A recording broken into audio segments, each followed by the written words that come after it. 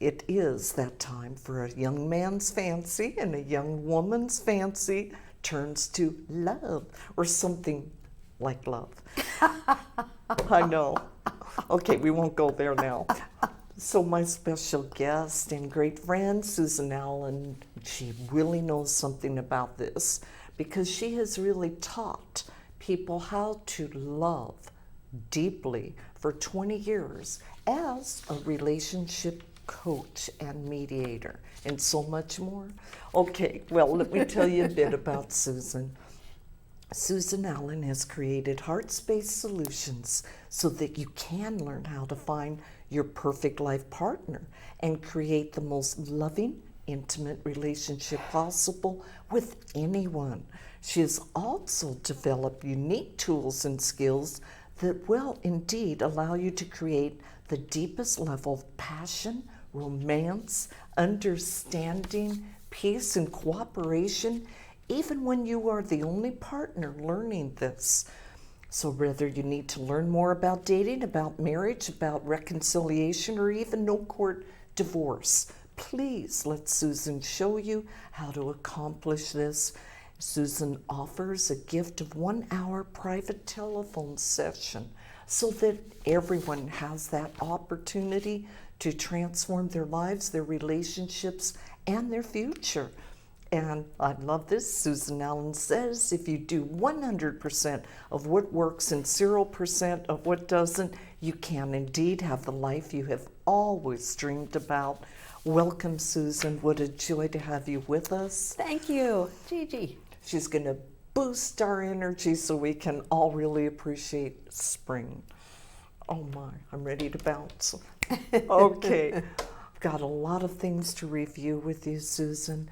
I know number one here that I'd like to bring out is that nature does indeed have a, let's say, I was going to say reputation, but a recipe for rebirth and for also our birth rate.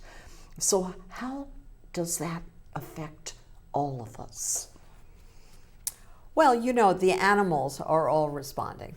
You go outside, you'll see them. You'll hear the chirping, and in California we hear the frogs, and we see the birds, and everybody's busy building a nest. And, you know, this is the time. This is the rhythm and the recipe. For humans, you know, look at the birth rate. You know, 9 months from now, 10 months from now, 11 months from now, 12 months from now, there are a lot of babies born. You know, of course there are babies born because you're locked in a house together in the winter in a snowstorm. That's true too. But this is when you're in the same rhythm with nature. And if you hear a biological clock, and if you're around women in their 30s and early 40s, and sometimes even late 20s, you'll hear it tick, tick, tick, tick, tick. And in the spring, it starts to tick a lot louder. You know, it starts to sound like there might be a bomb going off. So yeah, it's very much part of nature, and humans, we are all part of nature. Thank you for explaining that. And you guys, if you're not going to be serious, run for your life. Yes, be very, very clear about birth control. Be very clear. Do not assume the other person is responsible for this. Great advice, Susan. Now, I know that there seems to be a life force, and it doesn't exist during the winter. Would you agree with this? Yeah, there's no question that, of course, it's more obvious when you live, as I did in New York, and, you know, it's cold and everybody's tired and it's gray out and you're kind of pushing yourself and having a couple more extra cups of coffee, or in my case, you know, now lots of supplements, you know, but you're really pushing yourself to have that kind of energy. And a lot of us who have seasonal affective disorder, if the sun's not shining, we're not that energized anyway. Now suddenly it's spring and the sun's shining, and in California the weather is perfect. It's paradise, right? Absolutely. And you just feel like going out, and when you go out, you feel like meeting people and meeting friends, or meeting new people and making new friends, and there you go. And that's how dating and mating starts. I've got a spring in my step already, Susan. Yeah, exactly. Now, I know there's actually two forms of spring fever, and one is much less feverish. Okay, now can you describe, Susan, the difference between these? You know, there's the energy that we feel. We feel more alive. And everybody doesn't feel more sexually alive, though some of us do. But there's an energy of aliveness and life force that is more intense in the spring. And it's because, you know, for everything there is a season. And this is the season of rebirth. And that non-sexual energy can also be transformational energy. It can be the desire to have a greater self-understanding, the desire to understand your life's purpose, the understanding of what is the purpose of being a human being. These are all things that I've been studying for, 40-odd years. To me, these are the most interesting things to investigate. So I have a lot of clients who work with me not on intimate relationships, not on their careers, not on their families. They're working with me on personal development and enlightenment. And that's another thing that happens now. Thank you for pointing that out and reminding all of us that our inside work is the new sexy. Yes, how lovely. So how about a spring fever for those who live in the urban environment versus those who live in, let's say, Santa Barbara or any other small city or in the countryside? You can't miss it when you live as we do.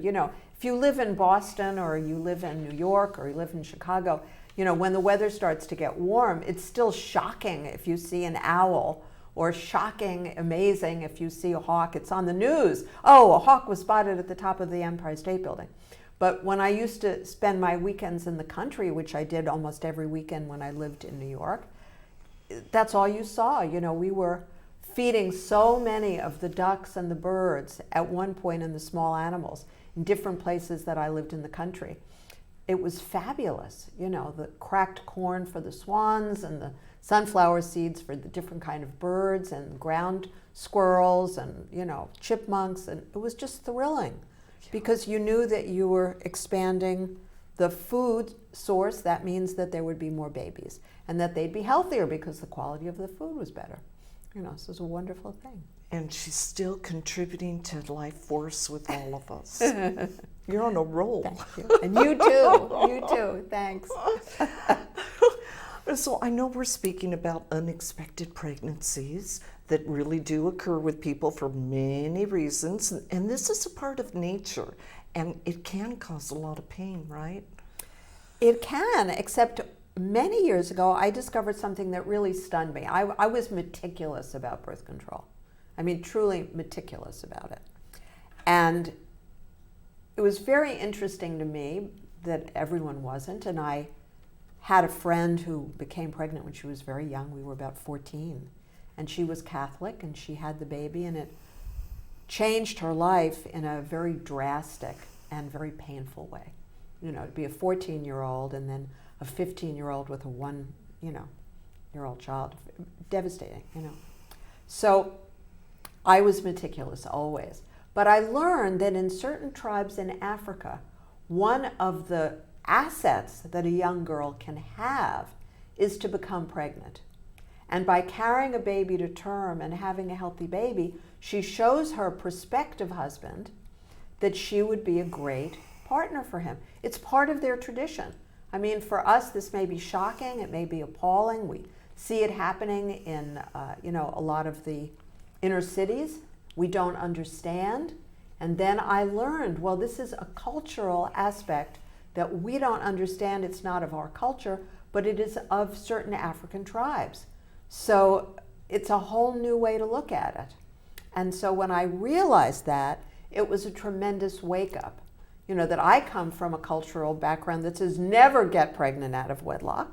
So I didn't, And if anyone's listening and they're feeling very desperate, I just discovered some years ago that there's an acupuncture way to have a spontaneous miscarriage, just with acupuncture, a way to have a spontaneous miscarriage. So if anybody wants this information, please contact me. We'll talk privately. And other than that, I would suggest no oops out there. No, oops. No, not worth it. Too painful That's right. for everybody. Okay, another reason to give Susan a call. There's no doubt about it. Yes. Before. Yes, yeah. Now, Susan, could you go ahead and remind us of the 3 kinds of love I know that we explored on our Valentine's Day show? Yes. And this is so fascinating to me. And if you didn't contact me for the article, I really encourage you to do it. This article is so brilliant. So there is lust. That's what those birds and bees are all about. You know, they're not going on online dating and finding out what each of them read yesterday and what their favorite magazines and books and movies are, and you know. So it's about lust. It's just that passionate, exquisite experience of desire. The next level is romantic love. Now, what's interesting about this article is it specifies that the shift between lust and romantic love is about narrowing it down to one partner. It doesn't talk about deep emotional, no, it's not about that. It's that when you go from lust, which is lust for any and every, to romantic love, where it's that one you desire. So think about that. And then the third section is pair bonding, where you're going to stay together to have children, raise children in a safe way. What's important about this is, of course, we know that most couples don't make it past, 20 years of marriage. It's very rare in this day and age. 70% of all marriages end in divorce. And, if you're married and it's your second or third or fourth or fifth marriage, you don't have 50 years ahead of you, so maybe you can stay together. And you know how Gigi and I reflect on this. If it's wonderful, stay. And if it's not wonderful, fix it. And if it's really not wonderful and you can't or won't fix it, go to something that's wonderful. But in the meantime, pair bonding is for the life of those children. It's not like certain, swans that have a very long period of time when the female is going to be able to lay healthy eggs. Swans supposedly mate for life, but the understanding is it's not a romance. It's not because they love one another deeply. It's because swans have this hardwired so that they learn and become better and better parents together. So don't judge yourself if this is something that you haven't been able to accomplish. A reality check for all of us. Now, Susan, would you mind describing the state of attraction, which is also called being in love? I'm going to read you this from the article because it's so helpful. So this is an article about Helen Fisher's work, and Dr. Fisher talks about an attraction or the state of being in love, what is sometimes known as romantic or obsessive love. This is a refinement of mere lust that allows people to hone in on a particular mate. This state is characterized by feelings of exhilaration and intrusive, obsessive thoughts about the object of one's affection. Raise your hand if you've ever been there. Some researchers suggest this mental state might share neurochemical characteristics with the manic phase of manic depression, mania, definitely. Dr. Fisher's work, however, suggests that the actual behavioral patterns of those in love, such as attempting to evoke reciprocal responses in one's loved one, resemble OCD, obsessive compulsive disorder. So the work that I do with clients, if they're going through this, is I teach you how to calm yourself down, let go of this OCD component. First of all, it doesn't work. If you've ever been waiting for a phone call and the phone call doesn't come and you sit there waiting by the phone, not helpful. Or worse, if you call him or her and there's no answer, and it goes to voicemail, or they just aren't answering, and you don't leave it at that, you call again and again.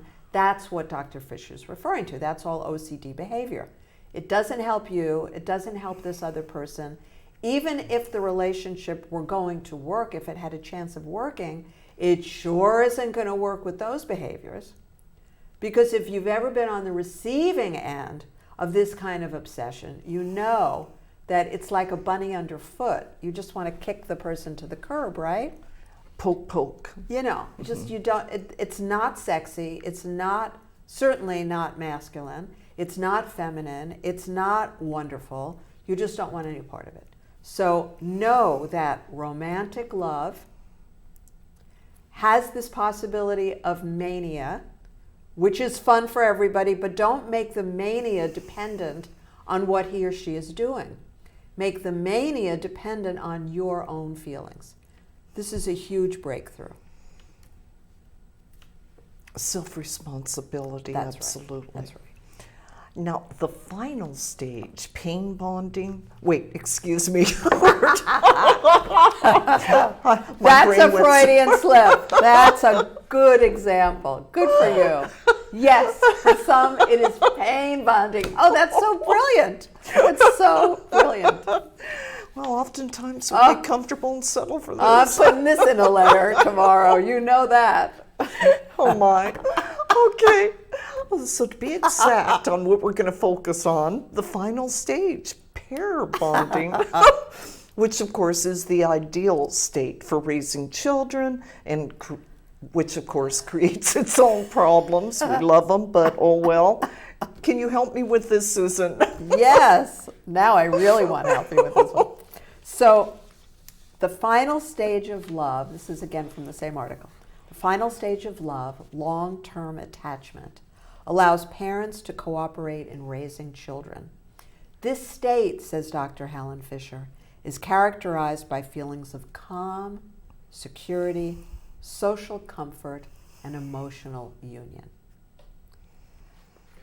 But you know, you have to have so many of your needs met alongside caring for children in order to feel calm and emotionally united. That inside job. You know? Yeah, I mean, you really do. You have to be someone who is in such great shape with himself or herself, has such a lock on your own self-control of your emotions and your speech and your actions. And frankly, does 1% of the human population possess that? I doubt it. No, even 1%. Because most people, they're in this pair bonding thing, and then the kids grow up, and now enough of their needs aren't met, and the whole point of it is, you know, gone and left, and there is so much resentment and despair and depression. You know, and people start to eat, and they start to fight, and then they just grow further and further apart. So be careful. Don't think that pair bonding is a destination. None of these states is a destination. You have to create it every day. It's continuous. It's pain bonding. Like the woman said. I own it. Okay. Now, I know that it's very interesting about this pair bonding, and it's about raising children at a deeper level or of with love. And so what is that aha moment here? That you can't be with someone only to have those children. You can't pick somebody. You know, there's this understanding now that if you pick a partner who comes from a different genetic group from yours, you're going to have children with a healthier immune system. Because a group who come from this part of the world, or their great-grandparents do, and a group that comes from another part of the world, they have different immune systems based on what was required for the parts of the world they come from. And so it makes sense. However, you're going to have huge cultural problems. You may have language problems. You're going to have family problems. So there are lots and lots of different reasons.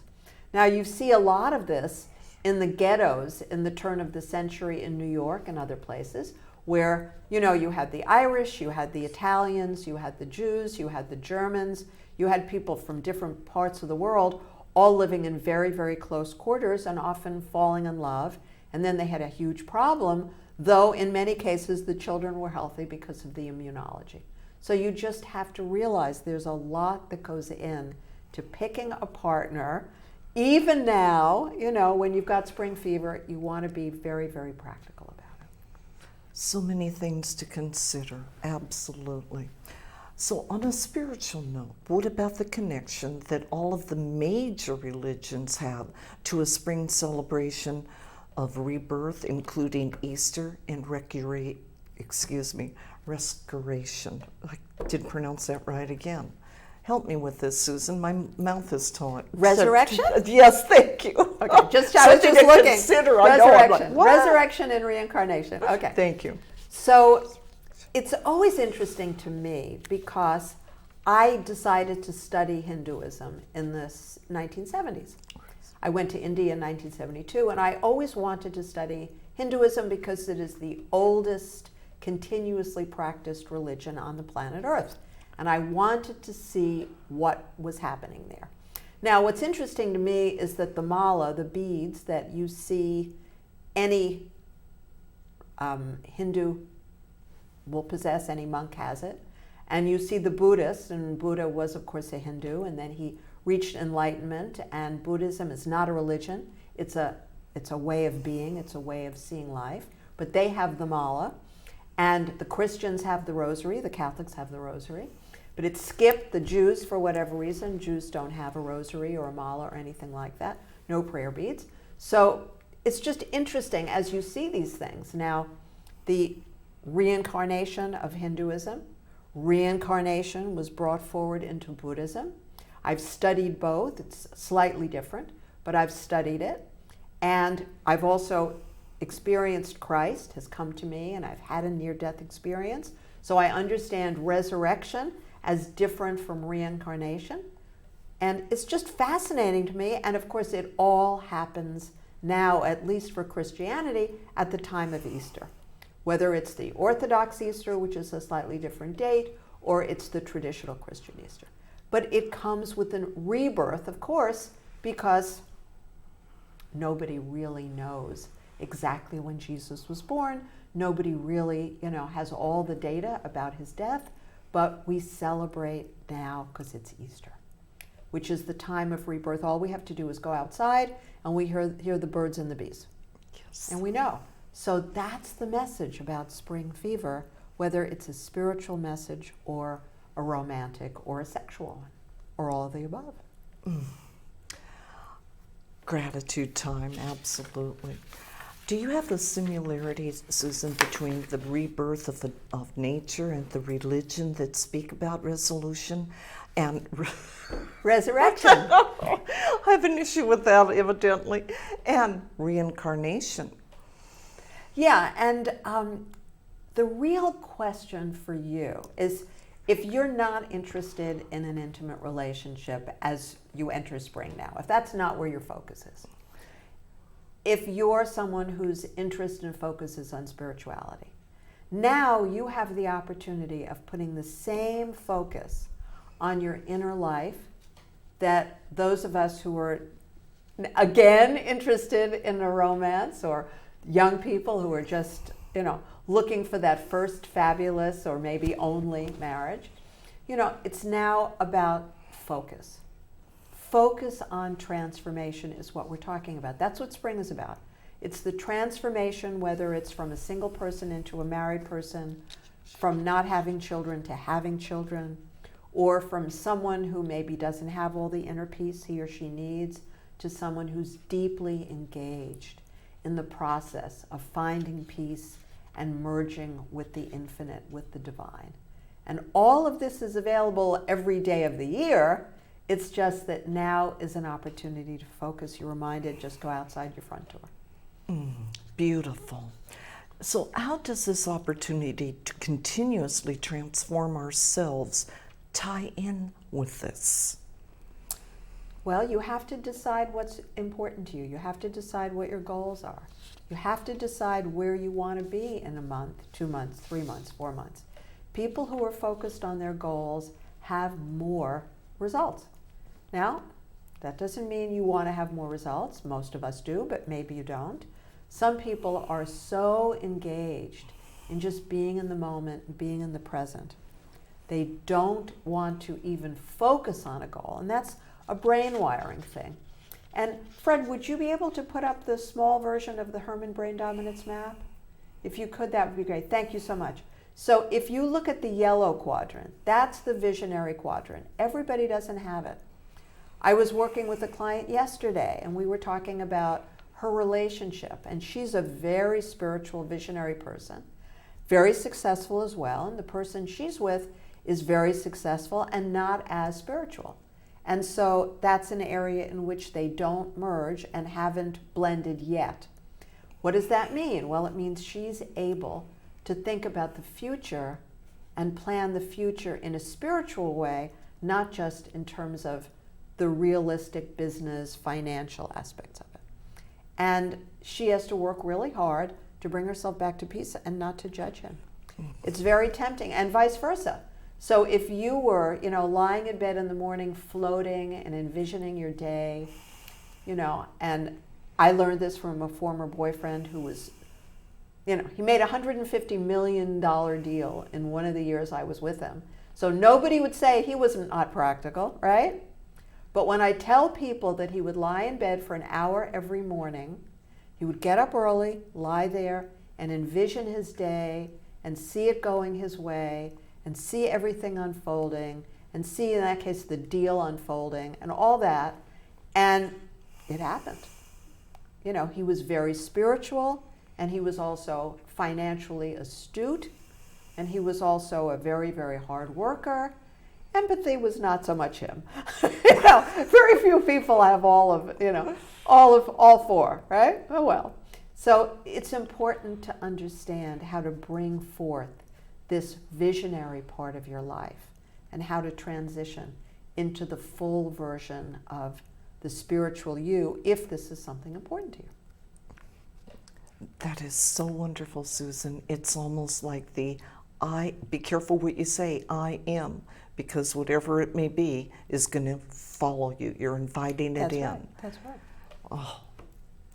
Well, okay, let's explore this. How do your goal-reaching skills help all of us with our personal transformation?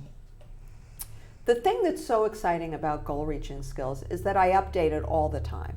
If I learn something new, which I'm going to teach you in about a minute or less, I add that to goal-reaching skills. At the moment, all you have to do is, send me an email and I'll send you the exercise. And goal-reaching has to do with the state you're in. It begins with you raising your vibrational state. This mantra that I'm going to teach you tonight does that very effectively. But I have many other skills that do. There are 4 others that do it. Pick the ones you like and learn them and master them. Practice them. Ask me to help you if you have a question. Then you set the goal, which is based on facts and figures. So let's say, by May 31st, 2019, and then you say specifically what it is with numbers and or dollars. So if you're wanting to receive a certain amount of money, you would say, I receive X thousand dollars. Or you would say, X number of clients are working with me. Or whatever it is in your business, but it has to be dollars and or numbers. Now, this mantra is extraordinary. It's a Sanskrit word. It doesn't mean anything, which is an interesting thing. Most of the mantras mean something, except for Om, which is the primordial sound of the universe. That's why Om works as a mantra. This is Kleem, K-L for Larry, E. Edward, M for Mary. Kleem, Kleem, Kleem. Now I do it with a mala, 108 beads, and each time I move my thumb and my index finger to another bead, I say Kleem again. It's a good way to count 108 of them. Then I do it a second time, and I do it in like 2 minutes. You focus on what you want. I do this whenever it's time for me to have a new client. Kleem, Kleem, Kleem, Kleem, Kleem. And invariably, I will get a text from a former client who has a question. I answer the question, and then that is the shift for the person. You know what? I need to have some more sessions. Great. When should we talk? This happens again and again and again.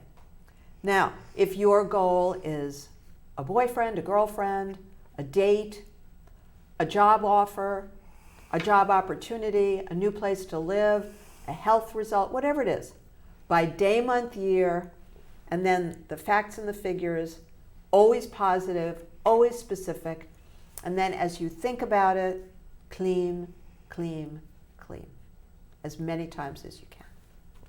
Thank you for sharing that with everyone. It's amazing. Very it's amazing. powerful. Do it. And come back and tell us. And not like this. No. I get it. Okay, now I know, Susan, a few days ago that we were discussing actually a Buddhist concept of reincarnation and the 3 different levels of advancement that are possible. And so would you share that with all of us again? I love this. This is Thich Nhat Hanh, the very, very famous Buddhist thought leader who passed away not too long ago. The first level is the cow herder. And this is not any criticism at all, because cows, of course, are revered by the Buddhists and also the Hindus. Cow is mother. So the cow herder is the person who's busy providing for themselves and others in a very physical, real way. That is the person who's the mother, the father, the office worker, the busy person, so busy herding cows that you don't really have time for the spiritual process. So some people start there in India. You know, when you're a student, that's the first 20 years. Then you marry, that's the next 20 years, also the cow herder stage. And then at 40, traditionally, the Hindu or the Buddhist would then devote themselves to God. 40 to 60, that being in those days the expected lifespan. Now, the second level is called the Bodhisattva. That is the person who is here on this planet to serve others. Those who have come back to Earth to a new lifetime, they've come to devote themselves to helping others. And sometimes it's hard to see the difference between a cow herder and a bodhisattva. But there's a subtlety in their state of being. That's what you're looking for. There are people who do things to get things back. That's not a bodhisattva. There are people who do it just for the pure joy of loving, just for the pure joy of contributing to you, where they're not asking for anything back from you. They just want to do something as a gift. That is the bodhisattva. And supposedly, it takes 100 lifetimes in order to become a bodhisattva. Could be more than 100. This is, Thich Nhat Hanh saying this before he died, so we're not 100% sure. Then there is the state of being an actual Buddha. And the Buddha takes at least 1,000 lifetimes. And the difference is the bodhisattva has to do things to help you. The Buddha just shows up. Just by being in the presence of that high, high vibrational state, you feel more alive, you feel healed, you feel peaceful, you feel loved. So it's not the calm of pair bonding. The vibrational state is way, way above and beyond that. And that's why I spend so much time studying with enlightened masters in India and America, because just being in their presence was what I needed to lift my own state. After a while, you actually become entrained. If you're around people who are really joyous, you become entrained to that. And many of us growing up in households that were not so joyous, we know that after a while, children become entrained to that. So take a look at the company you keep. That's a message about. Oh, my energy just went sky high just speaking about this, Susan. Yeah, it does. Absolutely. There because you go. You're able to feel it, by the way. Yes. Yeah. Well, there you go. Yes. I know that you speak about personal transformation for those who are spiritual, but you don't mention this for those who have chosen the other path of creating and raising children. So why is this? Every time I would go to an ashram, which is very, very, very, very often. I mean, when I lived in New York City, there were years when I would spend almost every weekend going up to South Fallsburg to the City Yoga Ashram. And when I lived in Studio City, And before that in Beverly Hills in California, I used to spend lots and lots of weekends. I was in the choir in both places. So I would go for most of their programs, and I would go for practices and what have you. And even in Santa Barbara, we had a City Yoga Center for a while, and I used to go there very, very often. And so who were the people who were there regularly? They weren't the people who had children, because you have so many responsibilities. Kids have to do their homework and all this other stuff. Maybe you would take off a month in the summer when school was out, and you, the wife and mother, would go with your small children while your husband stayed in the city. In the old days, that's how it was. One income family. Then as soon as it became a two-income family, certainly you didn't have time to go off to an ashram. And so again and again and again, I would see this with my own eyes, that the people who had children just didn't have the time for the spiritual devotion and the spiritual growth. And that isn't the reason that I didn't have children, but it was certainly a contributing factor, because there was nothing I wanted more than to reach a state of peace and joy in this lifetime and understand what it meant to be human and why I was here and why all of us were here. And it took me a long time to discover this, which thank goodness I did. Yay, we're so happy you have. Finally. Oh, wow. So she knows the pathway. That's the good thing. That's right. Now, what are the benefits of somehow finding the time to live in both worlds, the practical, biological, and at the same time for the spiritual transformational? Well, Buddha taught this, the middle way. And my guru Muktananda taught this as well, the middle way. Don't be the ascetic who has to go to the top of the, mountains, to the Himalayas, and lock himself in a cage and cover himself with ash and stay there during the winter and have, saplings grow through the ash in your stomach and all this crazy stuff. Don't do it. The Buddha did it, and he came back from there. And don't be the person who is, living in the flesh pots of the world, eating everything in sight, having sex with everyone in sight, living that completely unconscious, obsessed, addicted way. And the Buddha did that too. There was the famous, time when he was living with the most famous courtesan. And so neither path, he came back from that. He got to the point where that didn't work. And in a far, far lesser degree, I have lived both extremes. There were periods of time where I was being celibate and ascetic, and periods of time when I was in a deeply intimate relationship, or more than one. And so neither of those extremes worked for me either. It just was a question of how to incorporate them requires the perfect partner for you. So I think for the friends I have who are very spiritual and also practical, the biggest challenge, if you're a woman, is to find a man who's done enough work on himself and has done his inner work and is evolved enough to live in both worlds too. There's a very, very, very few guys who are doing that. And I'm looking for them. Yeah, that's right. That's right. And I have a long list, so whatever you want. Blonde, brunette, redhead, young, middle-aged, old, I got a list.